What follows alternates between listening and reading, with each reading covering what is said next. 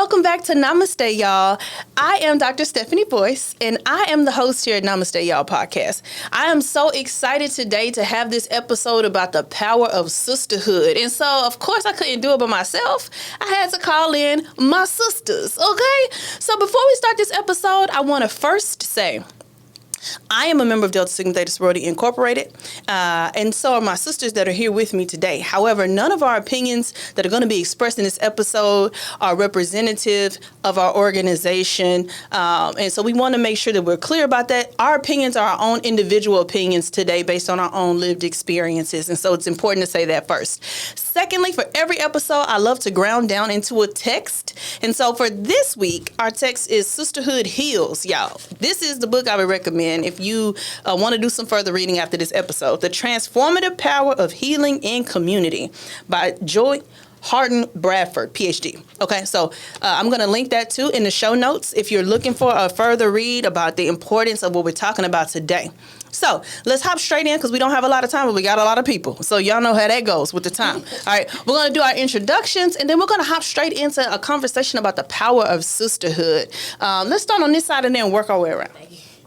Hi, everybody. My name is Rickyl Wesson. I pledged at Texas Tech Ada Lambda Spring 05, and I am super, super happy to be here coming up on 20 years. Hey. I'm super excited. Thanks, B, for having us. I'm super excited to be here as well. My name is Crystal Walker. I pledged Fort Worth Alumni Chapter Spring 14, just celebrating 10 years. Whoop. It's been 10 years. 10 years. Girl, time be moving. Okay. It flies. Okay. Oh, I guess it's my turn. Hey, y'all. I'm Tish Johnson. If you see me on Instagram, t.shantae. And I pledged Spring 06, the Zealous Zeta Sigma Chapter, University of Houston. Okay. Hey y'all, my name is Vallon Jackson. I also pledged the Zealous Zeta Sigma Chapter, Spring 06, the University of Houston, and I'm just happy to be here. Yay, I'm so excited to have y'all join me for this. So y'all know if you watched the pilot episode that this platform is built on the idea that a millennial's journey towards self-love. And a big part of my journey has always been sisterhood. And I'm here with my sorors, but honestly, the idea of sisterhood was something that has always been in my heart, whether it was a team of cheerleaders that I was around all the time or a team of like whoever I was in close proximity to. I've always understood the value of having women around as a support system to each other. And I know a big part of that was my family. My family was a whole lot of strong women keeping it moving. And so I want to talk to y'all, though, firstly about what sisterhood means to you, because I feel like, I don't know if y'all seen like these videos that go around on Instagram and people like, I ain't going on no trip with no women. Give me my man. I don't want to be. And I'm always like, who hurt you, sis? Because what are you saying? That you want to, that's my man. I ain't worried about these women. I ain't going on trip with no women. So what does sisterhood mean to you? That part first. Yeah, hello. So I'm here for all of the above. But necessary. Anyway, yes. Tell me what sisterhood means to y'all, and whoever want to go first. I don't mind going first. So to me, sisterhood is just that unspoken bond. It's a feeling, that feeling of I got you. Mm-hmm. And sisterhood is always absent judgment, but never accountability. I like that. Mm-hmm. Okay. I love that. I'll piggyback off what you said, Tish. For me, it's a safe space. Mm-hmm. And growing up, when you're talking about I don't want to go on a trip with women, I was that person. That's why I was shouting out to laugh when Crystal started talking, because she had so we'll a lot of girlfriends before. Yes, but man, women who think like, it's ignorance, but we'll hop into that. But safe space, I mean, just to be, no one can relate to a black woman other than another black woman. And it's special. Y'all can just look at me and already know. We don't even need to talk. Just bring your hug ass, me because you bring your ass, because you know.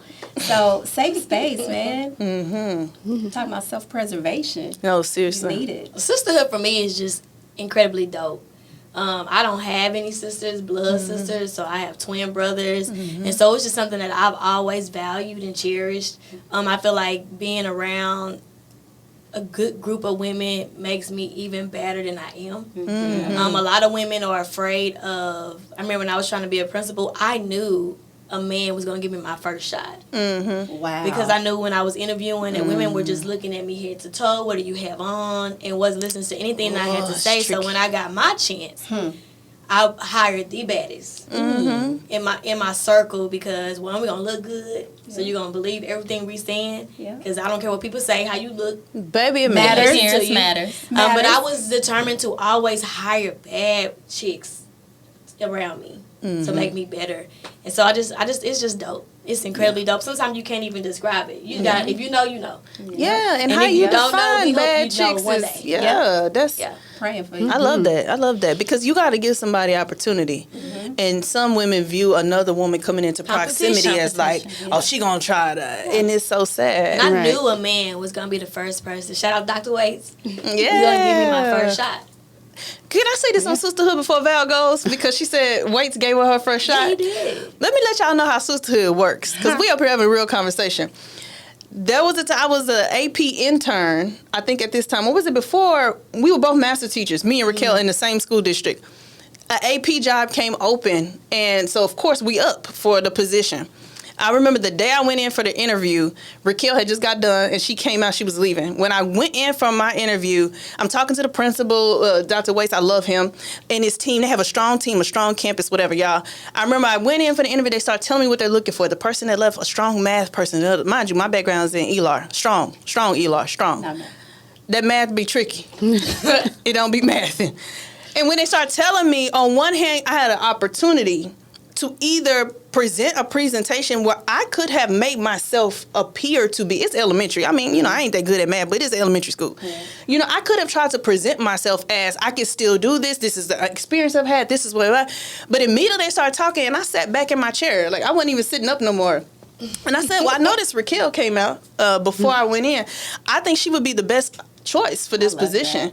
And there wasn't even another one available. But all I knew was what was for me was for me. But if a sister was going to be in a position to get it, win-win. I'm not finna come here and faking the phone. Then y'all look at me crazy for math intervention stuff. I'm on here trying to Google something on the internet right fast. No, I recommended Rickyl.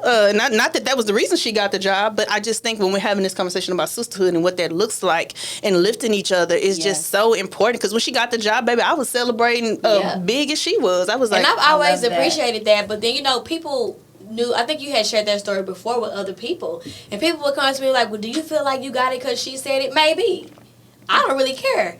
It's my turn. Right. It was your turn. And whether I got it only because she said it or not, I'm going to walk in here and do exactly what she told the people I can do. And how crazy is to think that they would have just took my word. I mean, who was I? But I people mean, always have negative connotations, like don't want to give anybody, you know, credit. I see people all the time doing principal stuff, don't give credit. Right. But it was your turn, Rickyl, and you know what else happened as a result? A position was created for me in the district that did not exist. Right. A position was created for me. Come on, God. And then after that, I got a principalship straight away. Right. And, you know, and it was out of the district in a different circumstance, but what was for me was for me, and then you got your principalship.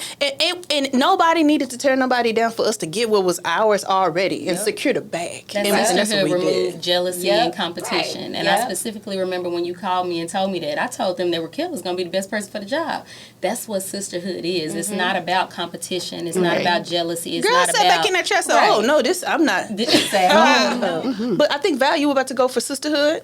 Oh, yes. I, too, didn't grow up with sisters nor brothers. I grew up an only child. And so for me, sisterhood is a place to be vulnerable, right? It's like a safe place where you know you have your people, that you can tell them anything, and it's a judgment-free zone, right? And it kind of started with me with my cousins, right? Because I was an only child. So at home, like, I'm good. I love my solitude. It's my favorite place to be. But outside of that, I have cousins who are like sisters to me, and going to California every summer to spend the summer with my cousins, and then being in sports, that created another sense of sisterhood. So it's just like something that grew with me, and it was also something that I longed for, being an only child. So being vulnerable in that space is very important. And being in like-minded groups of women is the second part of it, because we're talking about different types of mindsets, but front of mind for me is we just had homecoming. And so me and my line sisters, we have this tradition now where we hold space for each other. We get a house. We almost treat it like a little mini reunion because we don't see each other any other time. Everybody's running fast and living life. Yeah. And so we had a house and we all come together and we say, and so the vulnerability piece is so important for me because otherwise, you don't get an opportunity to, like, we talk about some stuff. When I tell, like, at the table and air it out, baby. And when I tell you the way sisterhood functions is we going to all be better as a result of it. Mm-hmm. We say, no matter what we talking about, girl, now tell me about this, how you did it. Let me when you did what, you used what. And everybody should have an opportunity to talk about, I don't know anything that we could not and did not discuss in the presence of each other. In a way that sometimes you have to wear a mask in this world. You gotta armor up. You gotta go out here as a black woman.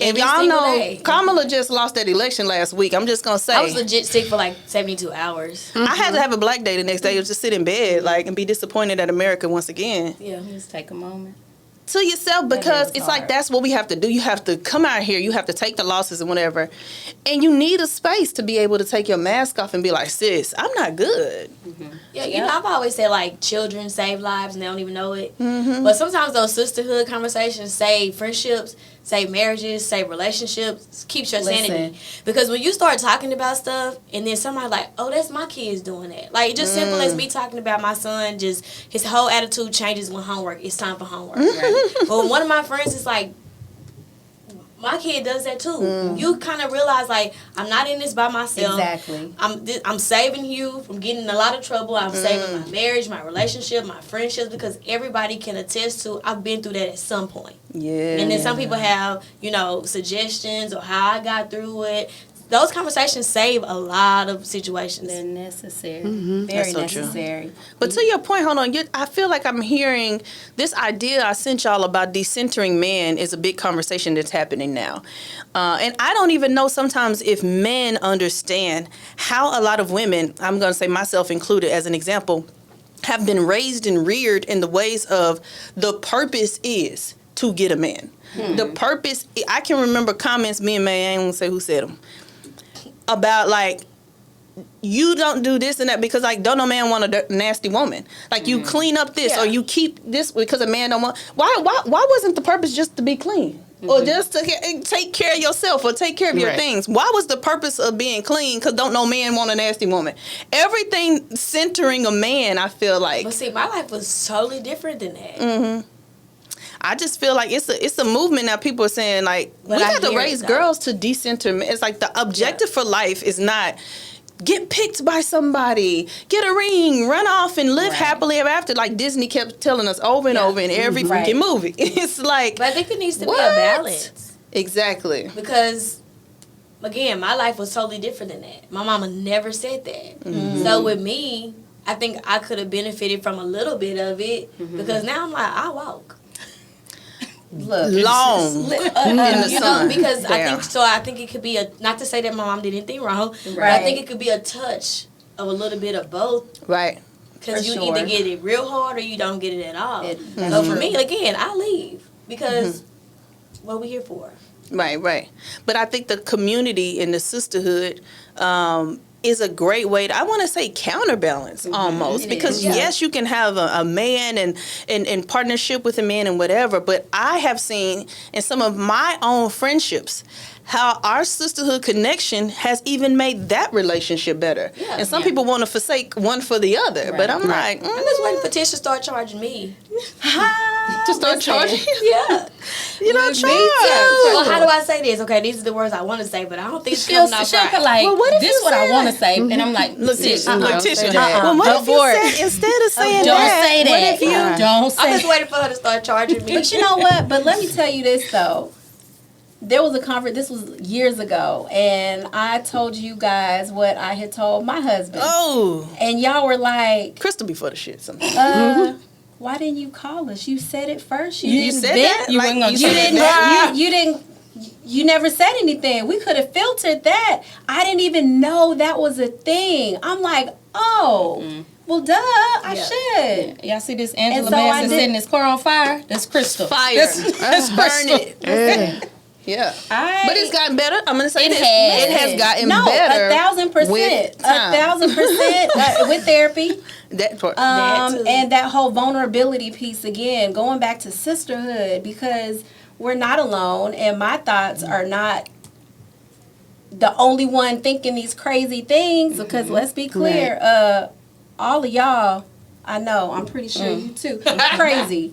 I'm just more vocal. I'm a doer. I don't even think twice. So again, I don't know what she's talking about. I'm not crazy. You need your sisters, okay? And because my strengths a lot of time come from y'all and constant learning. Vice versa, absolutely. And vice versa, right? And I mean, there have been times where I'll call, like, let me tell you what this nigga just did. You have to. And I'm about to lose it. You have to get it off your chest. No, sis, well, hold on. Before you lose it, let's talk about what happened. Say it. And let's see how we can approach this. You know what I mean? So there have been tons of times where having that strong bond and sisterhood has saved me multiple arguments in my household because I was able to decompress, say how I was feeling, and then approach my husband with a more positive attitude. And put a little respect on it. Or because you were like, okay, I was tripping. Yeah, or I was tripping. That's me a lot. Because they going to tell you, like, no, sis. You're illogical You now. were tripping. Oh, I'll tell you, don't treat, that's a good man, Savannah. Good man. You don't talk to my brother that way. That before. Good man. That's a good man. So you get your attitude together before my brother pull up here with your attitude. I've told Moshe that before, too. Like, she'll be complaining about something like Moshe.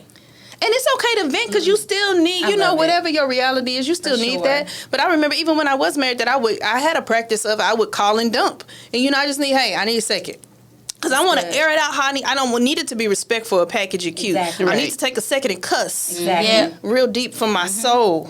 And then by the time I get home, process and have an enlightened, emotionally mature conversation. Don't look at me. And all of that, If I call and say, am I on speakerphone? Because anybody hear me? Am I on speakerphone? That's the first thing you need to know. That's the first thing I was getting ready to say. That's the first thing you need to say when you answer. Hey, you on speakerphone? Yeah. Are the kids? Are your kids in the car? Right, but that's so That's it. special, though, to be able to have those group of women that you can just unload and you know that they're not going to judge you. But it's levels to it though, because you got like inner circle people that you can dump, cuss, fuss to. That's true. And then you might have some people that you consider friends, but you also those are not the people you call them to cuss, fuss. Right. I just feel like it's levels to it, and sometimes I feel like women get hurt because you trying to take somebody you just met to inner circle level, and now something happens and you haven't had enough time to get to know them, and they betray your trust or they whatever, and now you on the internet talking about women ain't this. And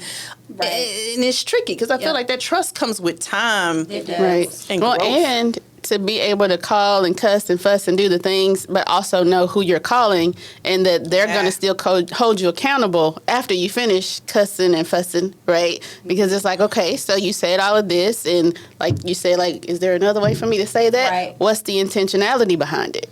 Right? Do I want to go to this person with love, or do I want to go tearing them down? Right? And so which friend is going to be like, girl, let's go. And then the one's going to be like, ready to bust some windows, I'm calling Tish. Straight away. For sure. That's funny. Huh? And I'm coming. I'm not calling Val. If I'm going to bust windows, I'm not calling. Val's going to ask me, well, sister, what do you intend here? Right. I ain't here for the windows to get. No, I'm just playing. I'm not busting no windows because I'm just playing. But seriously, we not do that no more. That's the importance of understanding who your sisters are and what purpose they serve in your life. For example, I have a younger sister that I love deep, my actual blood sister. She does not call me when shit hits the fan, because I'm coming. Yep. And I'm not coming to talk. So she has her other friend active. that she will call for that. She doesn't call me for that. So you have to know who you calling and what purpose they serve. Right. Yeah. That's true. Okay, so let's shift. Let's talk a second about why did you decide to pledge. So I think we've all acknowledged that sisterhood exists and there's different avenues to sisterhood. Just being in a sorority isn't the only way to have sisterhood. Some of us were on sports teams. Some of us have done all types of different organizations, groups where you found friends and people that became sisters to you. And so I think that is beautiful to acknowledge, especially for people that are watching that may not have ever pledged in a sorority. And it's like, oh, I wish I had that. No, people have that all the time, whether they GDIs or just got individuals, just what some people say. Everybody found their sisterhood somewhere, hopefully, and then some people haven't. And that's another conversation.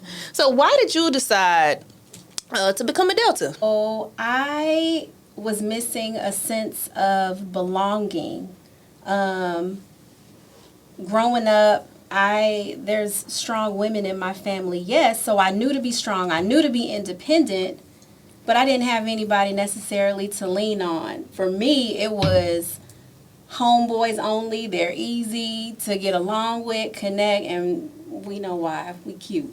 Right. So just in thinking as I got older, because I didn't hang out. I mean, I had some friends from class, and I'm talking about high school and elementary, but when I got to college, I wasn't active. I didn't do much. I was part of a track team, but again, that for me was not a sense of community that I needed. The type of belonging that I was looking for was really deeply rooted for me. And the only way that I felt that I could get that was to join a group of women that were like-minded. And I'm so thankful that I did that. It gave me exactly what I needed, but not just in the organization. Not talking about organization itself, but again, just the women and those who I've been blessed to just rub shoulders with and get to know. Oh, that's beautiful, Crystal. For me, I won't even lie to y'all. My mama made Delta, Sigma, Theta. I mean, she made it everything. It was the picture that she painted from the time I can remember, 1, 3 at UNT homecoming. Wow. She made it like this is what. Oh, your mom plays at UNT? She did, Spring 79. Hey. Okay. And she Oh. made it to where, I mean, it would be anything in our house. My Delta Sigma Theta mirror, my Delta Sigma Theta this. I mean, she just put it on a pedestal to like, princess. I feel like at the time, princesses do this. When you become a woman does this. I mean, she just made it to where she painted it like it was everything. She kept me in everything, involved in, all the things that they would do. I was always in red and white from head to toe. Like, I was a true legacy. But she never painted it to where it was going to be given to me. Yeah. She never painted it like you are entitled to this. As all parents do, she say, if you do something else, I ain't paying for it. Everybody say that. But she made it to where, like, this is the absolute everything, every part of it. And so that's why I knew I was going to be a Delta. Now, when I got there, on the campus, I saw them. In my mind, I knew what I wanted to do, but they were everything to me, too. All the platforms they were putting on, everything that they were doing, I showed up. For me, that's what it was. My house. Okay, little legacy. Yeah. Go Go ahead. ahead. No, go ahead, Lonsis. For me, growing up, there were some Deltas in my church, right? And they were like the coolest, it was like something about them, the way they carried themselves. It was just like, And they were nice women who were like about their business, right? They were about their business, but they were also about helping other people. Yeah. And I was like, now at the time, I didn't know they were Deltas, right? These were just women in my church who were just like, something about them is just, it kind of stands out. Like, I like that, I like what they're doing. And so once I got to college and I saw the Deltas on campus and the things that they were doing, it aligned with the stuff that I also wanted to do, how they were helping the community, how they were setting up the voter registration stuff, like how they were going to church and doing all of the things. And I was like, okay, this aligns with something that I would like to be a contribution to, right? So it wasn't that I was looking or longing for the sisterhood because I felt like I had sisterhood throughout my life, but these group of women represented also what I wanted to be a part of and something that I wanted to also be a contributor of. Like I wanted to contribute to that. I love or add to it, add value, right? So it added value to me in gaining sisterhood, right? But I felt like I was also able to add value to it. That's good. I love to hear that. Yeah, I love that. For me, I grew up in a household of nothing but men, raised by my dad, and I had my brother, and all my dad's brothers lived with us. So I was always around men. So I didn't really have a great understanding of what sisterhood was. My sister, that is my blood sister, I didn't meet her until I was 13 years old. So now, we thick as thieves, but I just didn't have that. So I was like a little tomboy growing up. And then She's still a tomboy. I'm still, but first generation college student. I didn't know anything about Greek organizations. I just didn't. No one in my family graduated from college, so it just wasn't a thing that was talked about. So when I went to University of Houston and I saw these women and they were just kind of stuck together, doing everything together, putting all these programs on, they were there for one another. And I just remember saying, I want that. I want to know what that feels like to have a sister, someone that I can have a bond with, someone that is a friend to me. I want that feeling. And that's what it was for me, just growing up with all men and never really having a true understanding of what sisterhood was. And that was something that I desired to have. That's good. I think for me, and I don't think I said at the beginning of the episode that I pledged at the University of Houston to Zeta Sigma Spring 06. So these two my line sisters. So I think for me it was more so about a couple of things. One, growing up, the school I was at, all our coaches were Deltas. Yeah. I mean, all the coaches were Deltas. My AP was a Delta, the one that helped resuscitate my life when I used to be a trouble kid. She was a Delta. Like, all of these women that were in these positions to be moving us forward were Deltas. The ones that were investing in me, they were Deltas. And so I always had an understanding that that Deltas were kind of aligned with what I thought I believed in terms of my values. And they were just boss. I'm just like, I felt the Deltas that were around me were bosses. And so I remember when you said your mama pledged at UNT, I used to go, my cousin was older than me. Shout out to my cousin Jennifer. She would take me and my younger cousin Maya to step shows. And that was as a first generation college student.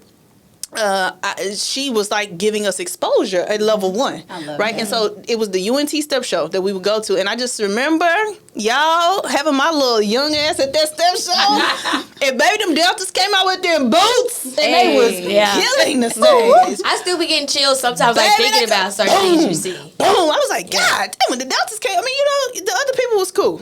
They kind of pity patted when they stepped on. It was like pit, pit, pit, pit, pit. But the Deltas came out, I was like, boom, boom. I was like, oh, everybody sit up, pay attention. Sit up, the Deltas are here.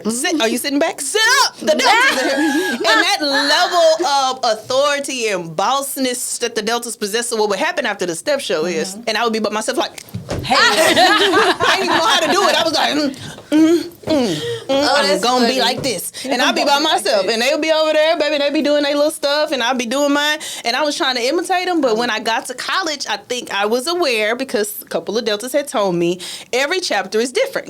So whatever you saw at one place, that's not gonna be true at another place. So when I got to U of H, I just remember I had gone. I was like, I'm gonna keep an open mind. I remember the AKs had like a jazz something I went to one time, and I was, I went because I like jazz and poetry, and then I was like, okay, very good. And then I would go to the Delta stuff. But then more importantly, I just remember as a leader, because I was a leader first. I was always a student leader, whether that was high school, college, whatever. And so I was already a student leader in college when I decided to become a Delta, but the Deltas ran the yard, like in my school. Like the president of this, the director of that, the Deltas were strategically positioned to be moving the culture forward at our campus. So the programming, the giving back, the GPA, the Deltas had the highest GPA. I mean, they was getting. And so it was like, for me, like, somebody tried to, persuade me over to the other side, and I was just like, no, thank you. I'm going to go over here. And I had a great experience as a result, what I'm saying, with whether it's with my sisters, but also in our positioning in order to raise funds. We were the step team. I was a step master for a spell. Like, we had to go all these different universities where we learned the skills that we were learning as leaders. We didn't even realize at that time. Because you're just going through the motions. You're going through your process to be initiated. You're going through what it takes to run a chapter. You're going through, but all of those skills are transferable. That's exactly what you need to know to run a business. A lot of the skills. It is a business. So all of those skills that we learned, that we were honing, we were tired. So I remember driving back from step shows sometimes in the wee hours of the morning because we had to count, okay, how many nights we got that one night for that hotel room, but the chapter not paying for another night. So when y'all get done, ask them, can you be up first? We might not go to this party. We were strategic. We were learning how to move, but also how to do it with each other. Yeah. and have this support system to where it was like, okay, I drove here, you driving there. And like we learned how to, but now I understand as an adult that all of those things were preparing us to run our businesses. And now I look in my chapter, we all run our own businesses. Yeah. On this side of the table that I pledge with, Rickyl run her own business. Crystal and her husband are starting a new venture and they have a business too. All of these things we were learning were preparing us for something else. Banner while painting. What'd you say? Banner painting. Banner painting for marketing. That was marketing 101, baby. Marketing. Them parties Yeah, that we we would had be to up market all for. night in that political science room painting them All of banners. that. Oh, We was doing And all it that. also teaches you to like grit and to keep going. Exactly. Prepares you for Don't life. quit. Exactly. Things For life. Toughness. Yeah. But the fun fact is, I wanted to be at U of H Delta so bad, and I got know that. accepted into U of H. I did, and my mama, I was dating this guy. And he went to TSU, but he was 2 years older than me. And she was like, "You are trying not to going go to to Houston." Houston? And You I trying to- follow him, and I was like, "I swear to God, I'm not." I wanted to be at U of H Delta so Who did bad. you knew some UH Deltas? No, I just wanted to go to U of H. I Right. knew I wanted to be there, Yeah. so I was just like, Houston yeah. it is. And she would not let me go to Houston, and I wouldn't even be with that boy. I promise I would. I promise, Mama. I And promise. she was like, "No, you are not." His name went to TSU. Well, Houston was popping at the time. You know, Swisher House was hot. Oh, yes, Everybody it was was. banging screw Baby, she music. would not let Houston me was go, on and the I map. cried for months. Oh, but see, it all works out how it's supposed to. Yeah. So Yeah, it does. I'm just, I just always love to acknowledge that the reasons that bring us to sisterhood may be very different, but then once you're there, it's like such a transformational experience for me being a member of the organization. And just how we're able to draw and learn each other's strengths and weaknesses and leverage those things is so beautiful, especially over time. So on the heels of that, here more recently in some recent years, there's been a lot of movement, especially on social media and YouTube, on these denouncing movements. Let us have a collective inhale Yeah. and exhale for the cause. A lot of people on YouTube, if you're not familiar with this, you can just search denouncing. There's been a lot of people that have denounced their Greek-led organizations. It's part of the reason why I have this episode today, because I heard a person say on YouTube that she's so grateful for her platform she has created about all this denouncing stuff, because people come to her and say, hey, I had a kid in college who was thinking about joining one of these organizations, and because of you and your videos and your ministry, I am now going to tell them they shouldn't be a part of that thing. And I think that is so detrimental, because I know what our organizations stand for, what they're rooted in, and how they have transformed our lives, but millions of Black folks, especially we were navigating Not even Black. PWIs, the world. Yeah. Clearly. Thanks. Absolutely. Thanks. But for us, I know it's just a matter of people being misinformed is never good for our communities. Right. People being misinformed is always a way to keep us behind as Black folks. And so anything that unifies us typically is what we're looking for. We're looking for love. This is a platform about love versus fear. When we choose love, it's a part of things that unify us, that bring us together. So when we get these movements that are coming about that dismantle the unity that we have found wherever Black people have, especially navigating PWIs. Some people, Greek organizations, y'all, the pen, and some of these PWIs were a lifeline for us. We were helping not just the people in orgs, we were helping all the Black folks on the campus be able to keep it moving. Yep. We were a resource. And anyway, I'm going to come off my soapbox a little bit just to say that denouncing movements are happening. Right, though. And so I wanted to give the panel an opportunity to address myths that may be occurring that we hear that are shared, and people are clicking and sharing and saying, oh, I knew these organizations was the devil because I think if we're not careful, people say and do things for clicks and likes and views, i.e. money and revenue generation. Hello. That if we're not careful to talk about these things, especially with the spirit of love, that some people might get lost in the sauce. Okay, so I'm going to start by saying, when I got ready to pledge, I'm first generation college student, I told my mom, because she did not have a lot of information about the organizations, and YouTube wasn't popping like it was now, because she would have went down that rabbit hole, I know. She would have looked at all these videos and been like, no, the devil, they're going to have you worshiping false gods. It would have been a fucking shit show. So for me, the fact that YouTube didn't exist is a plus, because my mom, the only thing she told me was, don't let them have you drinking no blood. And I was like, drinking blood? Are they gonna make me? So the two things I had in my mind when I got ready to become a member of Delta was, one, I'm not gonna drink nobody's blood if they try to make me drink blood, and two, if they try to make me have sex with an Omega or any sexual exchanges, I'm walking out I right will now. refuse sexual exchanges. I'll have to just be. That'll just be the line for me. I'm gone. Like, I'm this, gone. Clearly, this is It's not it for me. It's not what I thought those are my that it two would. conditions. Everything else, I was like, okay, I can figure this out, but can not these endure. two And things. And when you got in there, it was nothing like Nothing like of that. the sorts. Nothing. And so I just wanted to take a second for y'all, because that was one of the things that came to my mind. Where it's like, if my mom would have been armed with this false information that's on the internet, she might have first of all, not given me part of the money that she gave me to pay for it.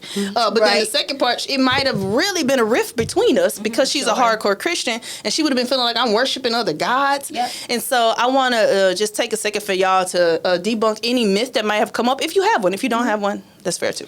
I would definitely say a myth that I would like to debunk is that Greek organizations are not rooted in faith. Like, that's ridiculous. Right. Yeah. Absolutely ridiculous. I know that I can speak for everyone that's here on this panel when I say that we consider ourselves Christians. So, 1000%. to say, first. So when people are saying that it's demonic or, you're worshiping false God, I have never. I've never worshipped In my life. Never in life. No. Never worshipped anyone other than Jesus Christ himself. Hello. Never have we been told Never. to worship anybody or No. Never. anything. This is not a myth, but a lot of people always say, "Oh, you paying for friends." Absolutely not. It's I was ignorance, somebody though. before, or people were like, "Oh, the people were nobodies until they pledged." Absolutely not. I was somebody before, like you said earlier. part. I added value Right. to something that was already there. People are saying things like, I took an oath or I did this. Well, doctors take oaths. Hello. Nurses have to take oaths. You're just saying, what I say I'm bringing to this organization, I'm going to value the principles that are here, that the organization stands on. I'm not going to be foolish in my letters, drinking, fighting, or those type of things. But it doesn't mean I'm Things worshiping. that are Christ-like. Christ-like. Thank you. Hello. Right. I'm not worshiping Minerva. I'm not, and I think that is really lame, for one, to denounce. Just leave. Go in Quietly. peace. Quietly. I was gonna Namaste say, to you. Quietly. Yeah, just leave. I'm not going to tell you your reasons for leaving or not justify, because I hate when people don't justify what somebody else wants to do. Do that. But do it quietly. Do it without lying. And don't find a bandwagon of people who've been denied That part. to jump in, continue, and encourage you to lie. If God told you to leave, and Then that's leave. genuinely what you believe, then leave. What is the bandwagon? Right. Ugh, it's tricky. It's annoying. But hold on, when you said you're not paying to have friends, let me add this. One, you said all of us are Christians sitting at this table, and I say, and I was a woman of faith before I joined the organization. Two, you said nobody is pledging for friends. I had friends before the organization. If your motivation was ego-driven and not love-driven, maybe God did tell you to let a thing go. But now if you switch from, first I was getting a lot of views because I was talking about it being a Delta. Now God told me to denounce. Now I'm getting a lot of views because I'm talking about why I'm not a Delta. Then we have to ask, is your ego still driving? Clicks, views, and monetization? Or is there something here that's rooted in love? Because, what's the message of Christ? Yeah, one that I would like to debunk, and my mom asked me, and she wasn't sure, so I appreciate her question. When I told her I was online, and she said, "So you gonna be a part of a cult? Isn't it a cult? That's a cult, right?" And I'm like, "No, I would never. My brain too sharp, too strong for myself. I'm only gonna move how Crystal wants to move, and you can't make me." And so when it comes to these Greek organizations, they're a cult. They do cult things. Absolutely not, 1,000%. And it's ignorance. That is rooted in ignorance for somebody to tell you that, and then you don't do your own research. Number one, the biggest thing with cults, there is no accountability. You just drinking the Kool-Aid and moving forward. That is not what Delta is. Many organizations, that is not what that is. It's all about business and how we can, like you say, move the culture forward, move the people forward, uplifting. I mean, Look it up. You can look up our principles. They look up everything. Look up exactly. Do your research. That's, Let us have it. What you got? come on. I think we need to address this myth that has to do with idols versus symbols. Okay, because a lot of the arguments that people make in this denouncing movement is about making an idol of something. And I think, first of all, let me go. I looked up the definition of idol just because I like. Let's be clear. I'm a professor. You can That's make the ELAR. anything. One thing I'm going to do is be a Anything teacher. your idol. An idol is an image or representation of a god used as an object of worship. Or it can be a person or thing that is greatly admired, loved, or revered. Okay, so I think usually they're talking about the first definition. Yes. An image or representation of a god used as an object of worship. So I think it's problematic in two parts. One, people make idols of so many things. Some people make idols of money in their pursuit of money by any means necessary. Biggest one. Some people make idols of the cross, which can be a symbol for the Christ, but they make an idol of the actual object itself. Some of these people over spiritualizing these Greek affiliations also make idols of other things. And I think it's important to start there. There's a difference between an idol and a symbol, right? And so if you have something that is a symbol, then you have to decide, what does it represent? And when you decide what a symbol represents, then you say, as a Christian, is this something that aligns or doesn't align with my values? Right. So if you tell me something symbolizes wisdom, for instance, is being wise a characteristic that I think is in alignment with my Christian beliefs or not? Like, what does it represent?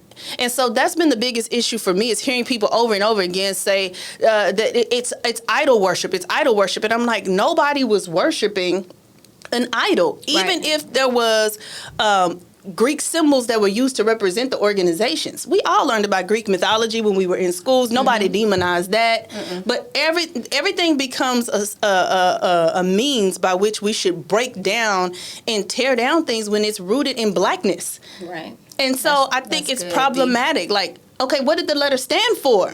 And so I'm good with that. You know, now if somebody tell me we finna drink some blood, I'm not doing that's that. not something aligned with my beliefs. But also, let me acknowledge in this part that I do believe, because humans are humans, there are flawed people within all organizations. Absolutely. And I think there's also people that have had terrible experiences, sometimes being hazed in their pledging processes by humans in the organizations that did things that were not aligned to their values. Right. Wow. The people pick and choose what they wanted, like the Bible to say, Of course. represent. Of course. Because Interpret I how even they- hear on denouncing videos, we had on all white, or even with the election, they pulling different things out. They pull a picture of Kamala with a purple, and you go get the scripture that says this person's in purple or something. I'm like, you just pick and choose what fits Out of you, context. because when That's we true. have back to school drives and we're giving away food, backpacks, clothes, Serving. you're not asking any questions. Oh, Not at did all. Deltas put this on? Or not Deltas, did any Greek organization put this on? Oh, they don't fit my Christian principles, so I Right. can't. But you're going to take those clothes. Yeah. You're going to take those school supplies. Yeah. Anytime there's free food, it's standing room only. Yeah. Yeah. So if it's not for you, then none of it needs to be for you. Yeah, I nobody's gonna feel do their like research. more than anything, it's projection, because I do believe that you have people in Greek organizations that may idolize the organization itself 1,000%. or the symbols that represent the organization. You have people that do that, but I can understand then why you might be saying God told you to pull away from that, but you don't project that on me, because I was never idolizing Right. I or didn't make worshiping an idol any. I out of didn't my make idols. right. I never made an idol out of my organization, out of my letters, or the symbols that represent my organization. So you can't project that onto an entire organization Right, that's because unfair. of your experience or because of something that you were Or doing where in your your personal mindset life. was. Or where your Exactly. where your Right. mindset was. You can't project that onto an entire organization. It's Right. ridiculous. It's It's not. really not not, because I brainwashing. don't like every Delta that I've met. Yeah, but at the end of the day, no matter how we feel about each other personally or whatever, when you're in I chapters know and you're we- working, yes. when you put up who's your local chapter. My thing is this: the Bible says you can try the spirit by the spirit, and that also that when you see a tree, you'll know what kind of tree it is by the fruit it bears. You don't get to know what kind of tree it is by what they tell you. I don't walk up to a tree and say, "Tell me what kind of tree you are. And then let them run off at the mouth for hours on videos. What I would do is observe a tree, and based on what I see, be able to determine it by the fruit that it bears. So if you look at your local chapter, if you wanted to know what are these organizations about, instead of looking at videos of people talking, you could know more if you looked at the local organization. See what kind of programs they're putting on. Do they feed the homeless, you say? Right. They provide, supplies. Are they raising funds to do good in your community? Adopt the highway. I mean, if you find something that they're putting out that's in contradiction to your Christian values, then that's a good opportunity to ask some questions about, what whether you should be aligned or not. And I don't know programs that chapters are putting out that you would see and be like, oh my God would be shame for y'all. I have never seen a program. I've never seen a program yet. Never. I've never seen that. And that's just not for, and I don't want this to just be all about Delta. That's for any Black Greek organization. 1,000%. None of them are doing anything that is even for children, sending them the wrong way, giving advice of bad advice to do things that are not Christian-like, or everything's empowering and uplifting and giving you avenues to do different things, to meet different people. I think it's another way to network as well, though. Yeah. Because, it doesn't hurt to see that on a resume. No, it doesn't. It always It doesn't. helped me. It doesn't hurt. It doesn't hurt. It doesn't. To me, I get excited when I see any D9 on an application because I'm like, okay, yeah, you about Now something. you have an inkling of, okay, our foundation may match. So you're service-minded. We can have service-minded. we can have the Service to all conversation. mankind. Yeah. The last thing, because we're here about sisterhood, is, and quickly before they kick us out, what piece of advice would you offer a younger sister about the power of sisterhood in her journey towards self-love? Ooh, that's good. Well, I know we have a short time. I would say be confident in who you are, and then that will allow you to be comfortable surrounding yourself with bad chicks. Because sometimes people like to be the baddest in the crew, which is silly. Yeah.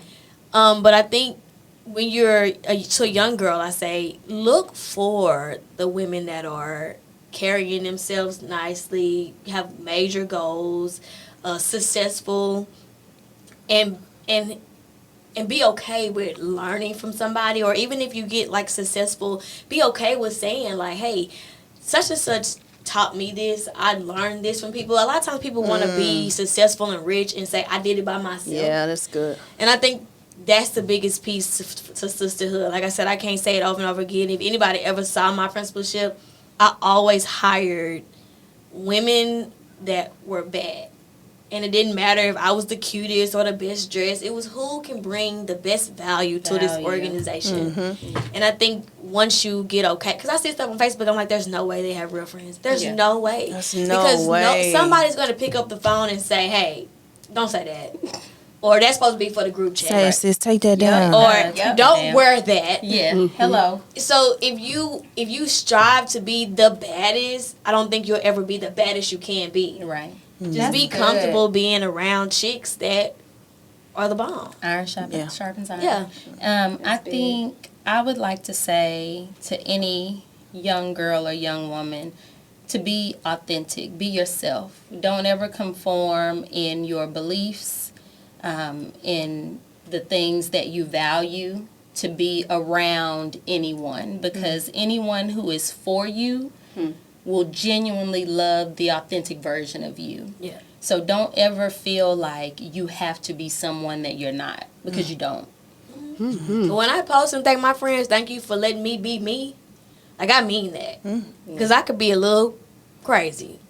A little hood, a little sophisticated, don't know who you're All going to that. I love all that. I think the advice that I would give really anyone, and I'm just thinking about me, what I wish I had, if the word sisterhood makes you cringe, if it doesn't feel good, if there's any sort of negative thought that comes to mind, explore that. Therapeutic intervention. That's not Self-work. sisterhood. You got to do some self-work. You got to do I had to do some serious self-work, because I'm telling you, I had an issue with, I didn't get it. They catty petty, they gonna sleep with your man, love on you, like all of those things. And those could be experiences too, but everyone is not like that. Right. So again, when you think about sisterhood and anything but love and positivity and comfort, if anything outside of that comes to mind, explore that. Let me say to Crystal's point, though, that I have seen, I believe that the function of the ego is to keep us loveless and alone. And so that's the opposite force of love in our lives, the idea of good versus evil.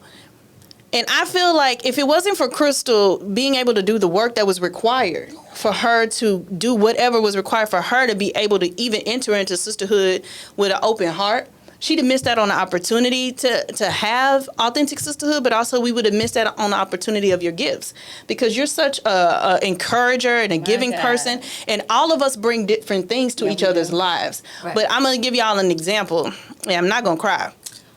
I came to Crystal's child's birthday party one year, and I had bought a little something or whatever, and the girls were going to do their thing. But I whispered in Crystal's ear before I left, and I said, I'm going to get her a real gift after I get paid. Because I didn't want, Crystal's really big about personalized gifts. Like, this is my friend. Like, she's so thoughtful. She's going to bring you something personalized. So I wanted, like, some people might not care, but they'll be like, I know, I'm going to bring her something when I can. And just because I had told her that, and in that moment, on my way home from her house, Crystal had Zelled me some money, y'all. Just on the fact that she knew, like, it's tight to, like, get paid, sis. That when I left her daughter's birthday party, after she had already hosted and been thinking about other people, that she was like, I got you, sis. It sounded like you need a little something. And I was like, you didn't have to do that. And she was like, I know. But I just think about, like, how you show up and who you are, how encouraging you are and connected. You'll be taking a trip. She'll put it on her calendar. I'm like, Crystal, don't put my trip on your calendar. I need to know where you are. So we the same person. I have to do it. I need to know what day you coming back. And I'll be like, oh my Lord, girl. So we the same person. But it definitely would have never been possible had you not done the individual work required to be able to receive love from women, because that's really what it boils down to, our ability to receive and give love to each other without needing something in return. And so I just want to acknowledge that when you said about doing your own work. You did, man. Because it used to be in that little, and huddled up in that I do hole. want to say one thing, though, because sometimes some people watching, Greek life might not be for them, which is fine. So we're here coincidentally a part of the same organization. Right. But there's still sisterhood, pockets of sisterhood outside of Greek organizations. So it's not for everybody. Absolutely. Right. It brings, like, I have different circles. So Stephanie's in my Delta circle or whatever. But everybody knows we're not sitting here telling you sisterhood only comes from Greek organizations. Right. There are several other pockets of sisterhood. Yeah. We just happen to share. Yeah. When I met Crystal, we were going to the same church. What I was about to say. So we met through a sisterhood circle in our church. And I wasn't a Delta. And you weren't at that time, yeah. So we got educator sisterhood. Because initially, I mean, I knew you were a Delta, but we were, she was like, why you dressed up so much? I'm like, girl, just like this all the time. We got to meet each other by way of being in, working in proximity. But, wherever you find your sisterhood. So, yes. I would like to say to any young person or any person who's searching for sisterhood, like Tish said, bring your authentic self, know who you are, know your worth, and then don't be afraid to be challenged, but don't be persuaded, right? And when I say persuaded, I mean like giving into peer pressure. Right. So if there are people who are always wanting you to do something their way, that's probably not the sisterhood for you. But if they are challenging you, right, to go higher, then that might be the people that should be important in your life, because they're wanting better for you, not just wanting you to align with what they're doing. That's good. I love that. Very good. I guess my piece of advice would be that to just always hold space for sisterhood. Especially the older we get, the more obligations and responsibilities we have. The role that I play a lot of times is look at the calendar, lock it. Somebody lock in something. What we doing? When we doing it? Yeah. When are we pulling up? I got the big sister pull up energy. Like, when are we going to see each other? Everyone's like, oh, we need to catch up. We and need to never do it. We need to Never. get, because we'll keep saying what we need to do, what we need to do. And so the thing that I would say is hold space. And also, if that's the role that you play, don't get frustrated. Everybody plays a different role. Okay. So there was a time where I used to get frustrated because I'm like, well, shit, if y'all don't want to make time to do it, then like, whatever. We ain't got to do it then. I'll just go mind my business. But then I'll be saying, like, other friends. Well, we didn't do it. Or I would say that I'll find some other friends. Get them out. You ain't finna get it up. No, you're not. So at the end of the day, I just think when you know what your position is, then you're okay. And a lot of times when we, especially like younger, when we first pledged, there was a lot of power struggles with certain members of our line, because it's like, well, this, no, blah, blah, blah. But once you get old enough to understand, well, hold on, this is my strength. I'm gonna stay in my lane right here. Yep. And I appreciate your strength in your lane right there. And guess what? I ain't even gonna try to come in. I don't need to be in your. I don't even want to go over there. Right here. I'm right here. Yep. I don't even care. I don't even want what you got, and I don't, And so I think I understand that I'm the person that holds space, and I want to beckon people into that. And so I think just being the person or being mindful with your sisters to, hey, life is busy. We got these kids. They got games. They got whatever. But we got to hold space for ourselves, and that includes sisterhood time.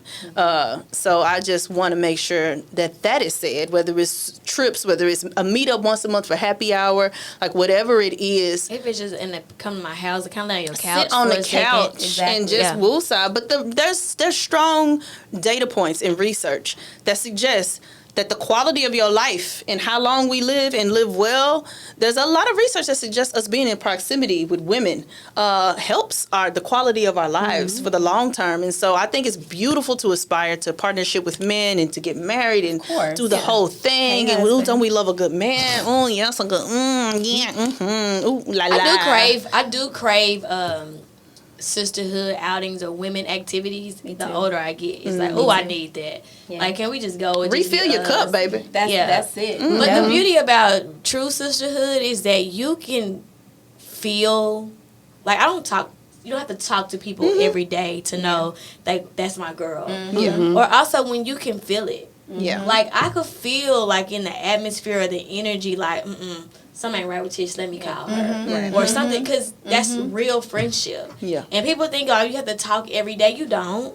Like, you could pick up the phone and we could talk like we had been seeing. I mean, I went from seeing Tish every single day to barely talking, because everybody's so busy, and she sucks at the phone anyway, too. She does. But when I saw her today, she still wanted to hug for 10 minutes. I'm a hugger. And that's real friend. The thing she gonna do is hug you. Yeah, she gonna hug you. I'm a hug. I might wrap my arm through your arm. You gonna love on me. She gonna hug you. I'm gonna take the love I need. Turn me loose. I'm taking the love I need. I know you're not Turn a me hugger, loose. but I need a hug. Okay, come on. I'm gonna take the love I need. I'm getting better. I'm gonna take the love I need. Okay, another episode for another day.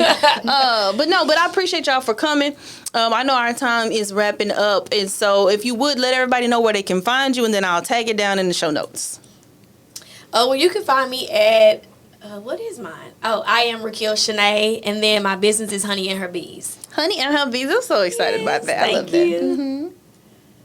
I don't want to be found. That's good. I love to hear that too. Oh, that was nice. I should have said that. Probably. No, you have a whole business. I don't want to go back. I'm just saying that. But I do like find myself like going back and forth with people sometimes, and sometimes I have time for it, sometimes I don't. And then when I do it, sometimes I'm like, oh Lord.